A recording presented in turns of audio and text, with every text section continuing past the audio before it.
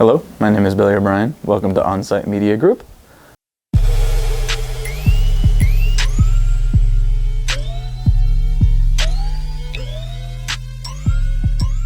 Billy, appreciate your time, man. Thank you. Appreciate you stopping by to have a conversation with us. So, again, are you originally from Sanford? Yes, I was born in Garner, but we moved here when I was 3, so fundamentally. So now, you've been here for a while. Yeah. You've definitely been here for a while, okay. And specifically, what is the genre of music that you play or that you... Alt rock, probably. Like alternative rock in the vein of like Green Day and Pearl Jam and Chevelle, stuff like that. Okay. Yeah. So you were definitely a first. We've worked with a lot of hip hop artists in the area. I've seen. But you are the first alternative or the first rock act that we've ever had on. So Pleasure. no, it's definitely a pleasure. Definitely a pleasure. Absolutely. And it's funny because I actually met you at an on-site event, I believe Antrell. about a year or two ago at Dalrymple Park. Is that the baseball field? That was a baseball Yes, field, yes. okay. Yes, sir. So I think we were doing like I don't want to call it a cipher, but we had a bunch of artists out rapping in the middle of the baseball diamond. Yeah, I refer to it as like a hip-hop collective when I tell people. So That's a great way to put it, a Collective, hip-hop collective. I like that. yeah, I because it wasn't that. like necessarily a battle or anything. It was just Nah, everyone definitely sharing wasn't their a talent. battle. It was more about just letting people know who was doing what in the city, where the talent lies, networking opportunities. Like that's what we're big on. So Nice. All those artists were from here too? I'm not gonna say all of them. Yeah, Definitely I knew not like gonna say all of them, but I recognized the host. Dominic Cash. Dominic, yes. That's my partner. Yeah, shout out to Dom. He's great. I met him at Emerge, now closed down music bar in Raleigh. Okay. That place rules. It's a really nice place. I miss it very much. Why they close it down? Or you don't know? Something to do with, it was during COVID, so anything's possible. Got you. A lot of businesses closed during COVID, so There's a lot that suffered. I dig that. Okay. So musically, like you said, you play music in the same vein as a Green Day, and you named some other bands that I'm probably not too familiar with. Pearl Jam. Yeah. I do know who Pearl Jam is. So would those be like your musical inspirations behind why you play what you play? Yeah, definitely, especially Green Day. Green Day is my favorite band since I was probably 12. My vocal teacher at the time introduced me to them, and then I just did like a whole deep dive thanks to the wonderful YouTube. Was it your music teacher? Yeah, she was my vocal teacher. I got my start at Temple Theater when I was like 8. Did a lot of the musicals there. The singing side of it obviously was my favorite part. The acting and dancing was cool too, but the singing is the forte. Okay. So I had a vocal teacher that knew I was more into rock and roll than most theater kids. So it was like, she was like, "This is Green Day. They actually have a Broadway show called American Idiot after their album American Idiot." It was a cool show. One of the first rock bands with a Broadway show besides the Who. Nice. Okay. Good deal. Welcome to Scents by Yaya, where dreams take shape in wax. Crafted by our young aviator, each candle tells a story. Made with 100% soy wax and infused with pure essential oils, Scents by Yaya invites you to elevate your space, one fragrance at a time. Visit us at scentsbyyaya.com to explore our heavenly scents and discover custom designs that light up your world. So are you still doing any acting? Because we're currently in Spring Lane Studios. So shout out to Spring Lane Studios. Shout out to Jared Campbell, who is a awesome film maker, film director in our area. As you see the multiple posters on the wall, he's produced or written, directed all of these films. So are you still into film, or it's just mainly music now? It's mainly music. I've constantly said I want to get back into acting. I gotta get better at speaking again. I have a weird speech. It's fast, but also kind of slurry, like slurred. So it's like it could play to the character that you may play, though. It could work, yeah. Michael Cera kind of thing. Never know. Never downplay. personality. Your uniqueness, Yeah. your personality, because that might just be the one thing they're looking for that gives you the edge over That is somebody true. else. That is possible. Okay, dope. It's a good way of looking at it for sure. So I definitely know you were very active in the community. Before we even get into the whole Hemlock Fest, you're very active in the community. I think I was at it's a restaurant in Sanford called Catherine Ann's. Yes. And One of the main people who helps with the open mic there. Dasio loves me. nice, okay. That place rules. I love that place. So how was that experience been? Like, have you seen any increases in your fan base or in your music overall by doing the local open house? Oh, for sure. Open Yeah, mics? that's what I've been slowly doing since I was like 16. I used to go to a lot of my open mics out of town because there just weren't that many here. Then Catherine and Ann started doing their thing, and I jumped on that pretty quickly. I think I was at the first or second one, and I've gone to almost every one since. I think I've only missed one, and that was because I had a show with Sadie Rock and the Mad Ryans. Shout out to Sadie Rock and the Yes. Mad Ryans. I'm also their bass player, so I'm in 2 bands. Oh no, you're doing it then. You're okay. That's good stuff. It's another organization. I think it's called Hugger Mugger. They do like an indie. I don't know the exact name of it, so please Indie don't Fest quote is me. correct. You're Is it correct. Indie Fest? It is Indie Okay. Fest, yes. I've been missing like the contact window. Everyone kind of contacts Tim, the guy who runs it, very quickly, which understandable. It's a really huge and awesome festival, and I love what Hugger Mugger does. I haven't played it yet, but I've been to it and it rocks. No, I'm sure you're on the bill eventually at some point in time, because for sure. The next one's September 20th and 21st. My fiance's birthday is also September 20th. Oh no, you can't do that then. So you got a conflict of interest already. You're gonna have to convince the missus to want to go and do a concert. Yes. I guess it depends on if it's a paid gig or not. That's another subject. And then briefly, you told me like you're big in the community. So other places you go out, you're playing music for people at the enrichment center. So talk a little bit about that, because I think that's huge. That was my first show ever. I did a little acoustic gig with my friend Garrett.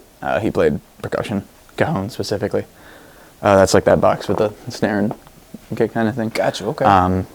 Yeah, I play like acoustic covers of Elvis and Johnny Cash and Beatles and stuff like that for older folks at the Enrichment Center. I just did that today before coming to the interview. Nice. It's really cool. I think I was 15 that show, and it was sick. Yeah. Wow. Okay. Yeah. So, like, what's the response that you get from the people at the enrichment center? Because they're an older generation. Some have different challenges. So, like, what's the response that you normally see? Pleasantly great. Like they're all like, "Oh, you have a really nice voice. I enjoyed your music," stuff like that. They've been recently giving me tips, which they didn't at first, which I never would have asked for, and I'd just do it for fun. Oh, now so now if you're going for free at first, and now you're starting to get tipped, so you're actually generating a profit from it, then you're definitely doing something good. Yeah, it's very encouraging, and they all really appreciate what I do as far as like the acoustic, like Elvis and stuff like that. Obviously, it's a very comfortable volume for them. Mm-hmm. I only use just one, I think, 100-watt speaker. It's like one of those like Towers Harbinger. Mm-hmm. So it's a pretty comfortable volume for them. Obviously, what I do with the full band, Yeah, that's what I was. It's a lot about to louder. say. It's a different. You're doing acoustic for them, and then you're going and doing rock shows. Like, Yep. what's the shift in that dynamic? Like, how difficult is it to go from cover songs to like full out heavy rock?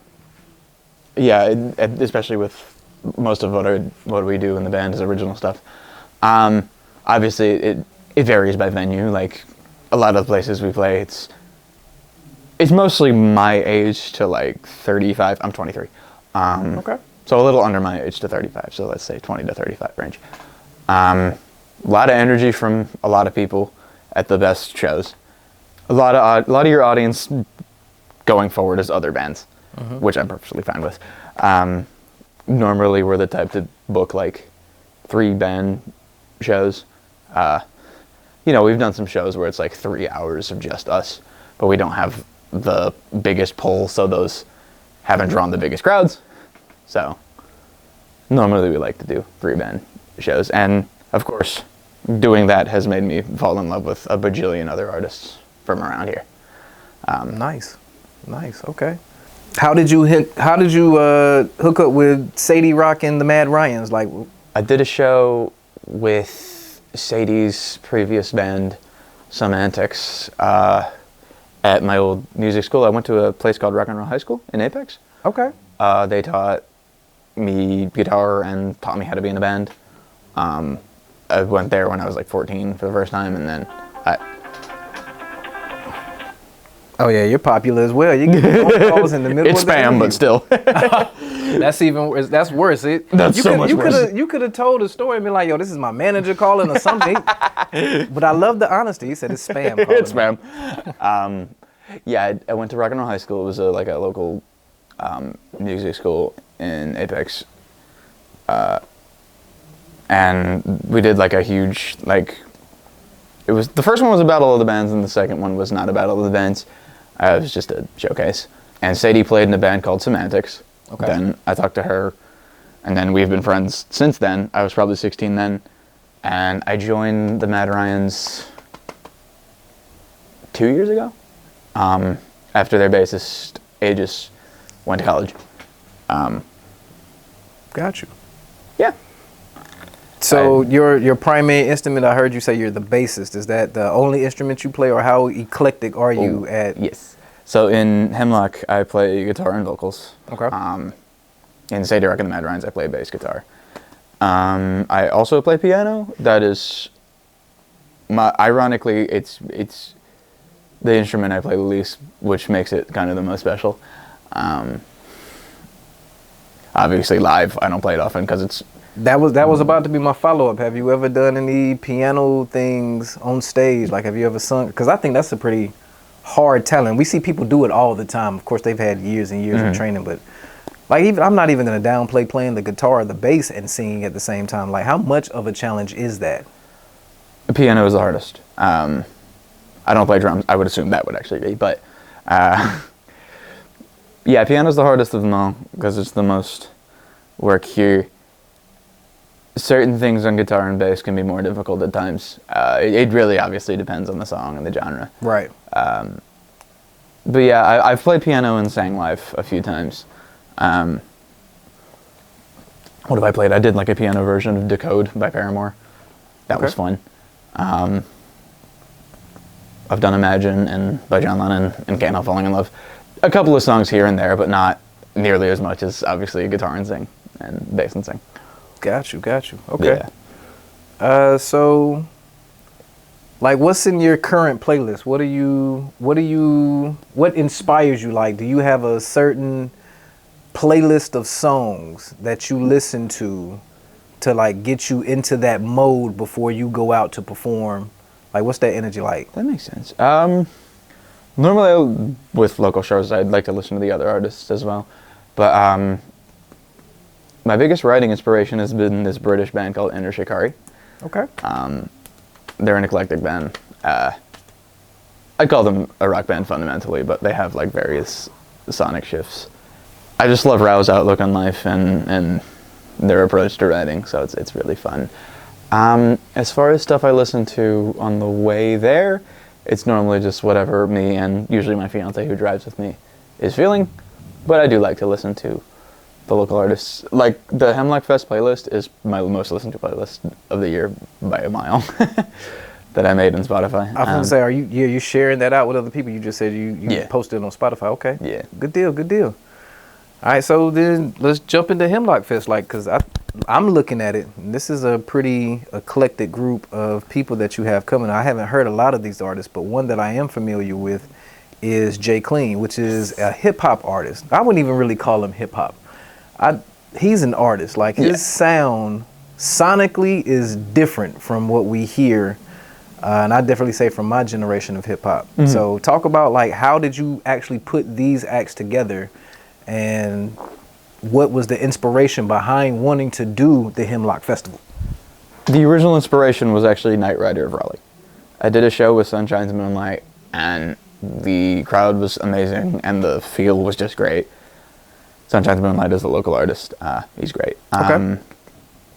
And I was like, Sanford doesn't have a lot of this. Sanford doesn't get like a lot of mosh pits and just everyone just jumping around to rock and roll and hard rock. So I talked to, because there's just not many places that can like contain that volume. Mm-hmm. Like obviously there's like acoustic duos and some like lighter blues bands that play around here at like Hugger Mugger and Smoking Barrel and places like that, which that rocks.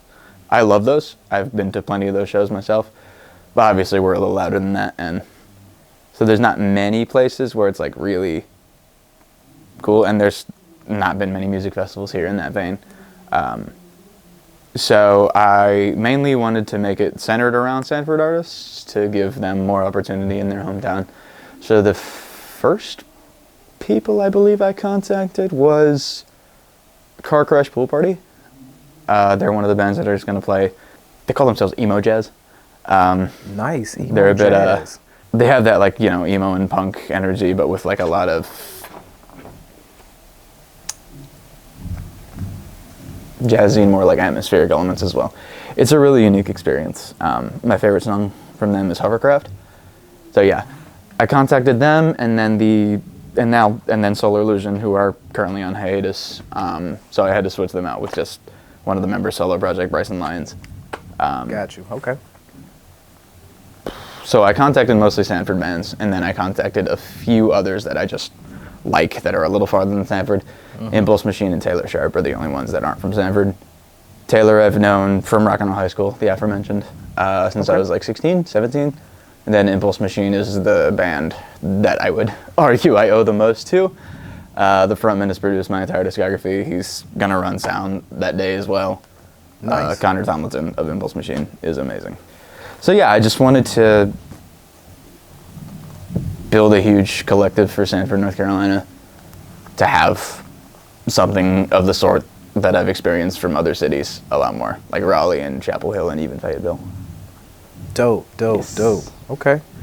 And I wanna go back to this rock and roll high school thing. Like, is it just music, or are you learning, all of your subjects? You're learning math, you're learning English? No. Yeah, it's just a music school. It's like an after-school program, so it's not proper. Okay. Yeah, Okay. I was homeschooled actually, so I didn't go to like public school in any capacity for most of my life. How much of that experience do you think played into you being a creative now? The Rock and Roll High School specifically? Yeah. A ton. Yeah, I went to like songwriting classes there, which was super fun. That got me ahead, and then I learned theory, which music theory helps songwriting a lot more than you'd think. Well, you would think it, but there's some people who don't really want to learn music theory, and they don't. I mean, Jimi Hendrix knew almost nothing, and he's Jimi Hendrix, and I mean, Right. arguably, many people call him the greatest guitarist ever. So you don't have to, but for me, it honestly was a lifesaver. I think that's a message that we see a lot in modern day hip hop now, and the way a lot of the guys record. Like from my generation, you would actually go and find a producer, listen to a track, get the instrumental, write to it. And a lot of times now you got what is called the punch-in method, to where guys just go in the studio, turn the beat on, and say the first thing that comes to their mind, and just record line by line, to where at the end of 2 minutes, because songs are really, really short now, this is your song. Yeah, it's a very fun like DIY aspect. So yeah, you definitely, exactly, Yeah, I the remember DIY aspect. Fall Out Boy's Pete once compared like modern hip hop to like old school punk. Punk came from a very like, you just pick up your instrument and do whatever and just figure it out. Like people would argue technically, like from technical proficiency, punk bands aren't the craziest like proficient, but they just made art. They just made whatever they wanted around what they had, and that's awesome in its own way. That was exactly what I was about to say. They made more from less. Art is the most subjective thing in the world. Like, no two people will have the same perspective of any specific piece of art. No. And I think that's the beauty in the craft. Like, you can just be... It's a very human concept. Yeah. Very human concept. You can be authentically you and create your art, and somebody somewhere will engage with it. So derive something from it, yeah, for sure. Yeah. It rocks. Nice. Okay, so Hemlock Fest happening...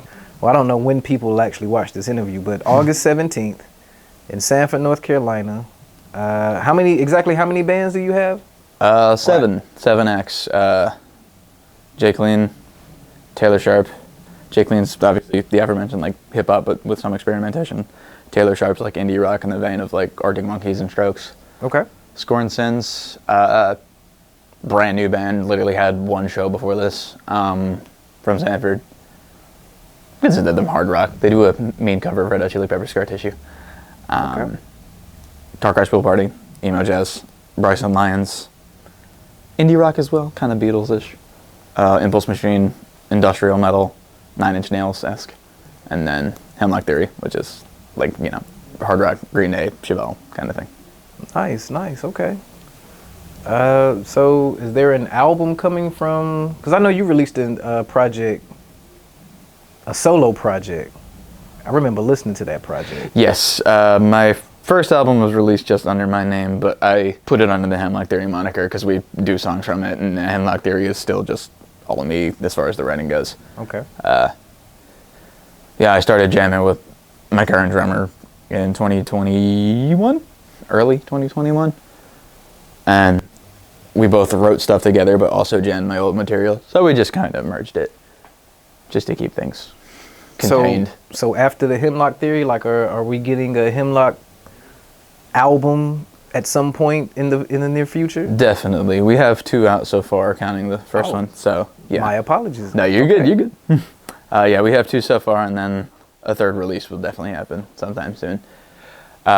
We've had songs written out for like 2 years now, but my drummer's very busy, so it's hard to schedule. No, do trust the hip hop community does this all the time. We will record and hold songs for 3, 4, 5, 6 years and then put it out. It's brand new to the people that hear it. Yes. It's just not new to you. Yes, Yeah. exactly. Yeah, schedules are super busy, so we haven't just had proper time to record with Connor. That's okay. That's no one's fault. That's life. Yeah, absolutely. But absolutely. I am dying to get more stuff out there. Well, I think it's on the way, man. After your music festival, after this interview, you know, I think you're gonna have a lot of people contacting you. Hopefully, Hugger Mugger has you on the bill at the next Indie Fest. For sure. And you know, it just continues to grow from there. Absolutely. So what's the overall lasting impression you want an up-and-coming fan, someone who has never heard of Billy O'Brien, somebody who has never heard of Hemlock? What is that message that you want them to take away when they hear your songs or they watch this interview? Like, what should they know about you that's going to make an impression on them? That's a good question. I've often told people that, like, a lot of what I do is to make them feel and think a lot while still in a very, like, comfortable and very fun way.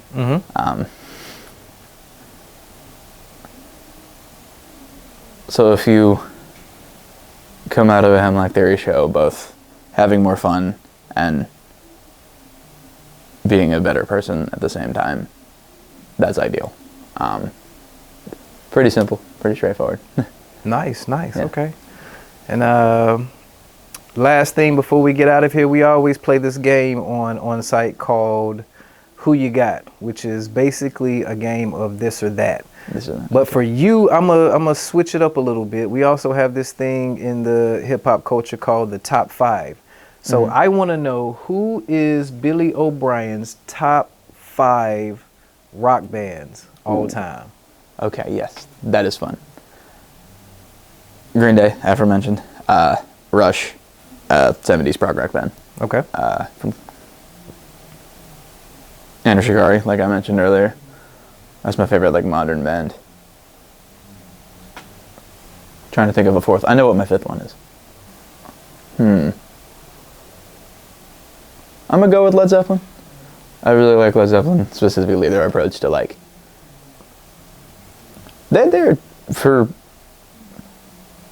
a more genre fluid band than people give them credit for.